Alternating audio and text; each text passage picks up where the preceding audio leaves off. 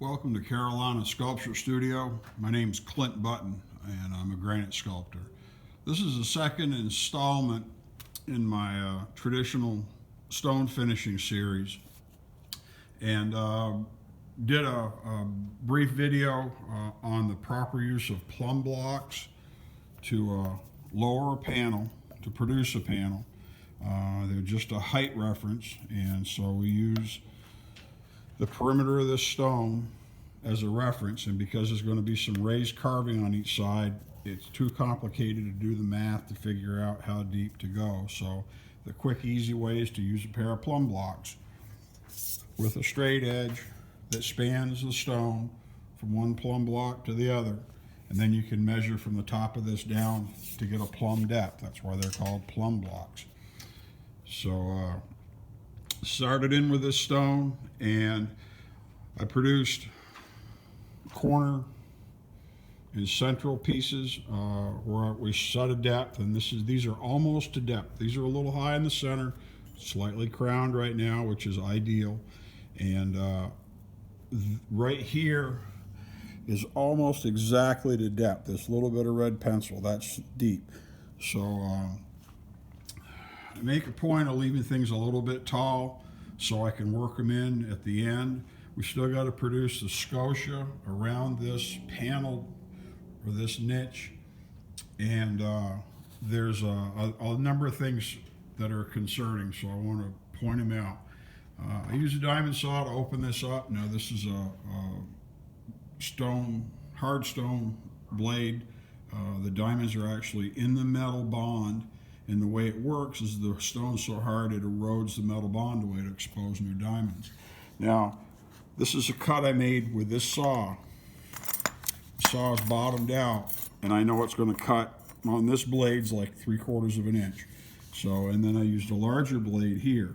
You have to be careful, because if you make big, widely spaced cuts that are far apart, it'll tend to pull stone. And this one, even though it was a narrow cut, when I broke this off carefully, using a small handset and a small hammer and gently hit it, it broke it within a 1/4 inch or 3/16 of my depth. So you got to be really careful, because you'll work on a panel and you'll strike that panel, break out this stone to waste it out, and it'll dig, or it'll fracture the stone enough that you'll have to dig, and you have to go another 1/4 or 1/2 inch to clear it up. And that's not in spec, so that's not acceptable. So I didn't do the edges.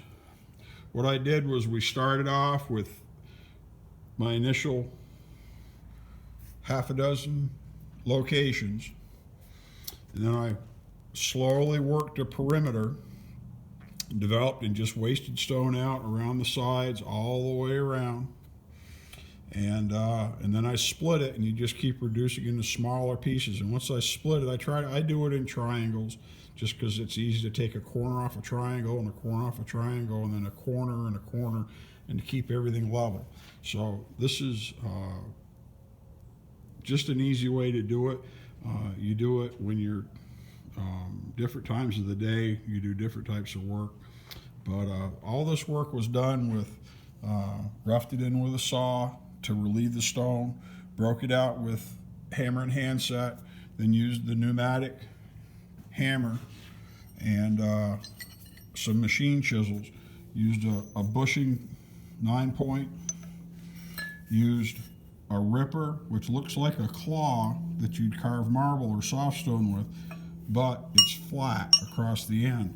Rippers are made to cut a slot, and they move back and forth in order to cut a slot to relieve the stone.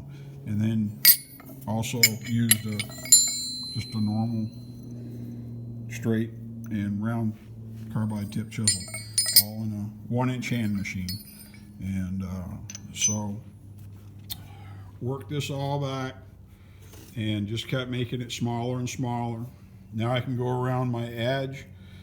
Same thing, I didn't want to break out the edge until I get this perfectly measured all the way around. I'll relieve this with the saw. I can use the curve of the saw to get a lot of this, clean this out really fast.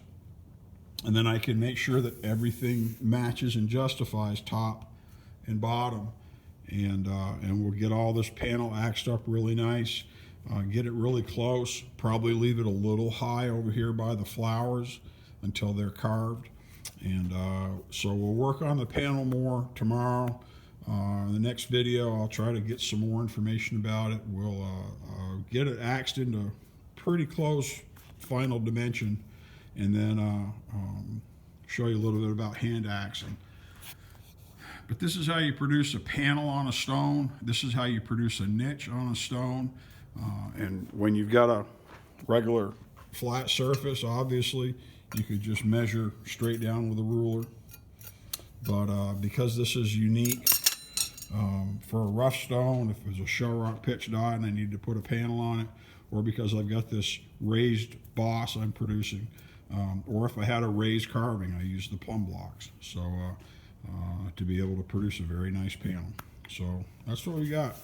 So this is good work to learn how to do. Makes your sculptures a lot different, a lot more professional. And if you're doing this type of work specifically, you've got to be able to produce true surfaces around your work, or to support your work. So once again, my name's Clint Button, granite sculptor here at Carolina Sculpture Studio. Thanks for stopping by.